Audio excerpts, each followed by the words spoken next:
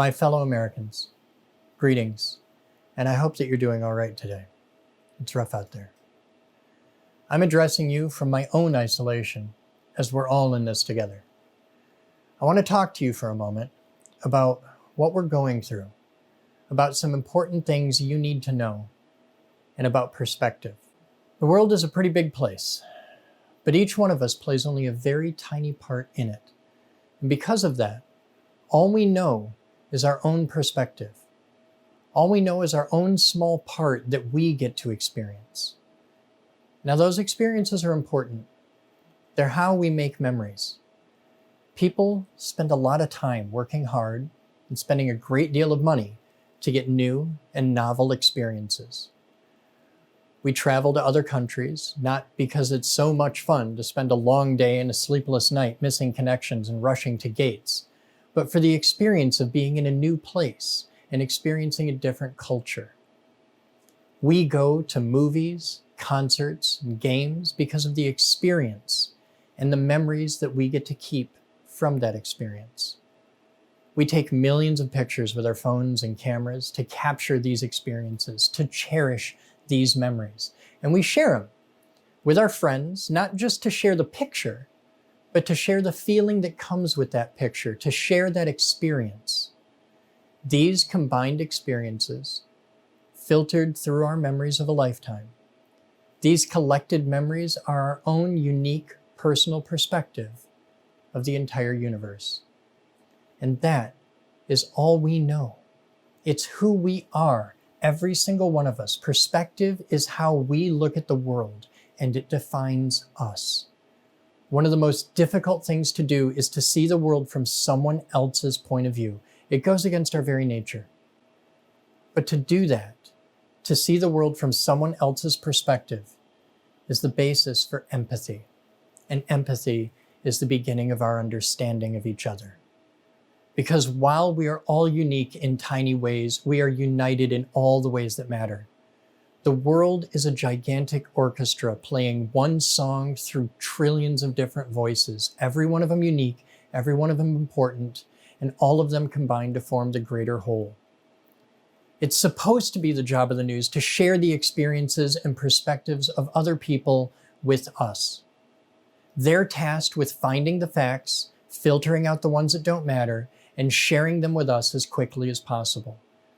Their job is to share these facts without adding their own perspective, to give us the truth as it is, so that we can add our own perspective to it as we see fit. And when we only had 3 news channels to choose from, that was still possible. But that isn't the world we live in today. Because today, it's not about finding the truth. It's about making money. And you are the product they're selling, your attention.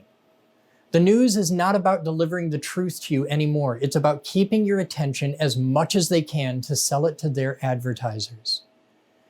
To keep your attention, what they do now is entertainment, not news. They do analysis, not facts. They shape the message, and they bend or even outright break the facts to fit people who have the right perspective. There's so many news organizations fighting for your attention now that you can shop around and find the facts that have the flavor that you like to hear the most. And it doesn't matter if you're left or right or black or white or young or old, there's a news organization that will give you exactly what you want to hear. Because they're in the business of getting you to listen, to click, to watch, and maximize your screen time. That's how they pay the bills. They sell your eyeballs to their sponsors. But never forget, they are not giving you the unvarnished truth. You have to be smart enough to find the balance for yourself. You have to be smart enough to ask your own questions. You have to apply logic and reason and your own common sense, because the truth is ugly. The truth is boring. The truth is not an easy product to sell. Sometimes the truth is scary and made of things that we don't want to know. And there are many truths that we don't want to hear.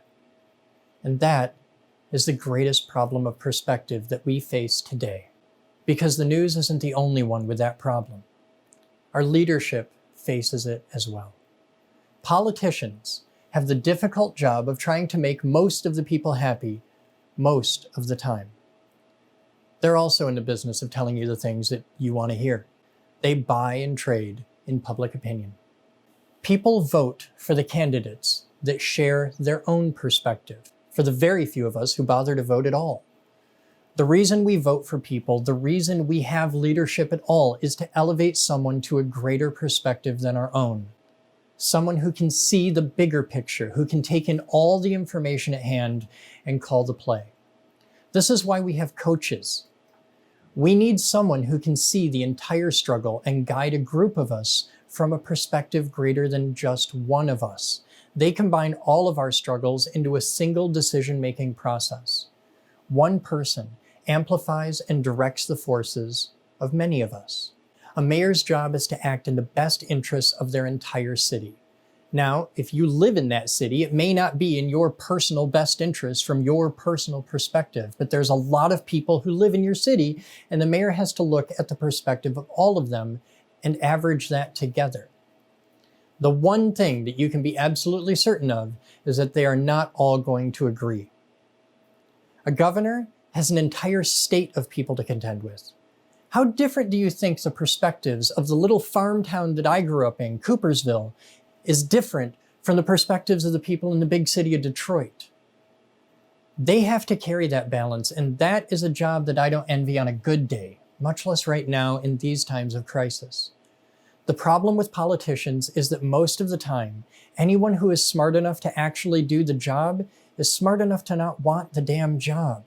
They have an impossible task given to them, with a partisan press, mediocre pay, and a misinformed electorate. So I need you to learn to think for yourself. You need to think for yourself. You need to filter everything you see and everyone you hear and use logic and reason and critical thinking.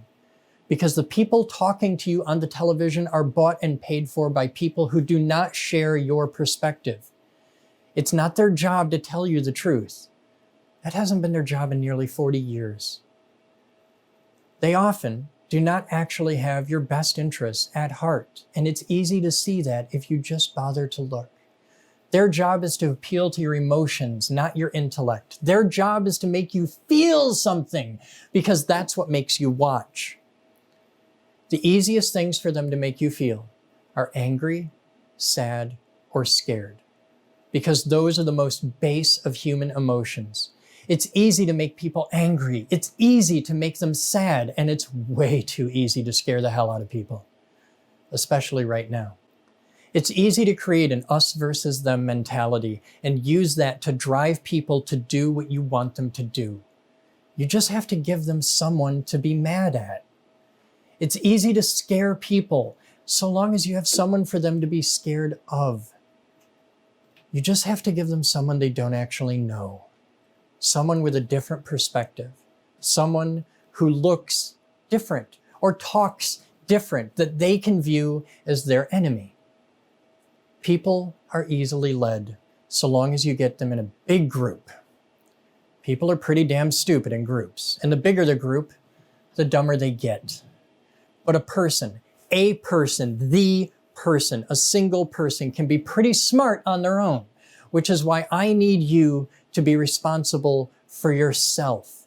I need you to think on your own, because you can't trust the people on television to do the thinking for you. It used to be that the worst that could happen was that they would find new ways to take your money or send you off to fight in some stupid war so that they could make more money. But those were the bad old days. And I hope that we can get back to such a nice and simple life again. Right now, the people on television are bought and paid for by various corporations. The news people, politicians, everyone owes their power and position in some way to being the voice of a corporation. Corporations don't care about you. They care about dollars. They care about shareholders. They care about profit. That's why they're in business. They're not here to have your best interests at heart. They're here to get as much out of you as possible for as long as they can. And right now, we have an actual global crisis to contend with. It's not complicated. It's very simple. It's unfeeling, unflinching, and affects every single person living in the world. This virus kneels to no god or king. It knows no borders or political party. It doesn't care how rich you are or what color your skin is. It has killed people in every country of every race around the entire globe. This virus takes us right down to our most basic thing we all have in common: breath. We all need to breathe. When you were a little kid, everyone who loved you taught you to wash your hands. You didn't learn that on the news. The president never told you to do it. It was your parents, your grandparents. It was your kindergarten teacher. It was your family, the people you love and trust, the people who you know care about you. Wash your hands. It's common sense. No spin, no marketing. It's something they taught you because it's the simple truth, because germs are real and they can make you sick, because little kids are icky and like to play in the dirt. It's logic, founded in reason and taught through common sense. When you were a little kid, you were taught that when you're sick, you stay home from school. Your parents taught you this, your grandparents, your teachers, the people that loved you, the people you know.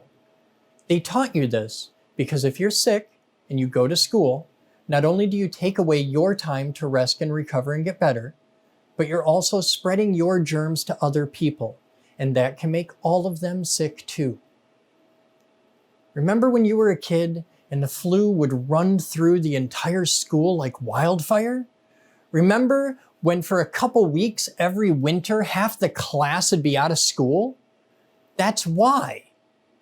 Because if we can keep the sick people away from the healthy people, the virus won't make so many of them sick. It's that simple. This is the same lesson you learned in grade school. There's no political spin to this. This is fact. This is common sense. And you know this already. It was taught to you by the people you love and trust.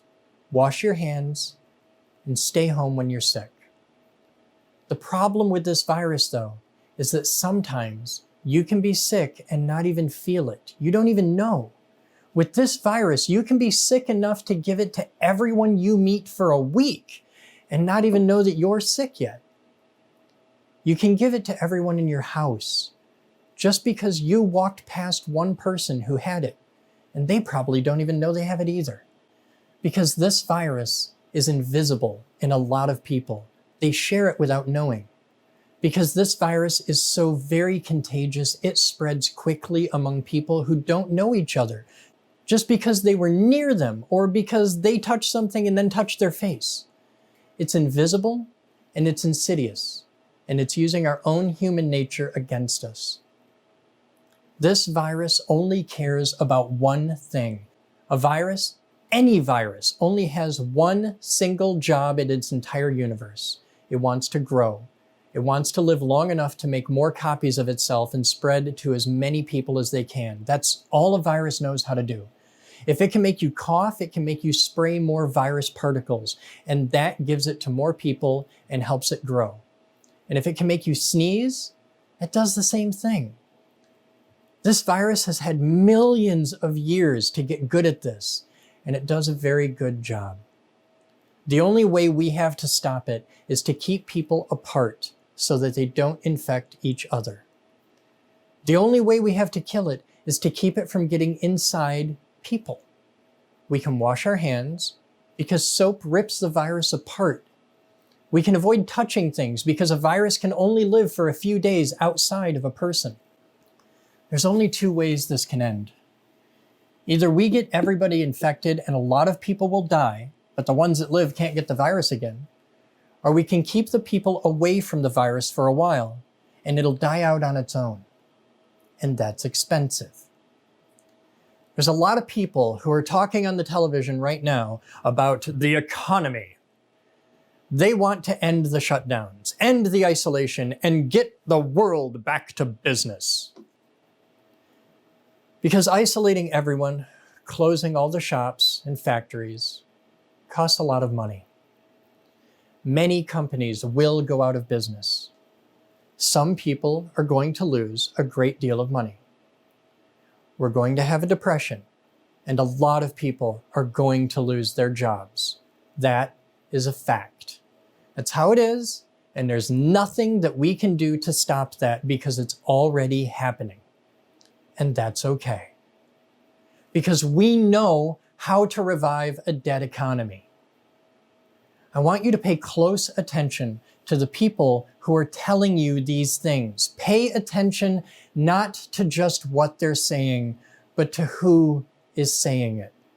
And I want you to think for yourself and ask, why is that person saying those things? Do they care about you?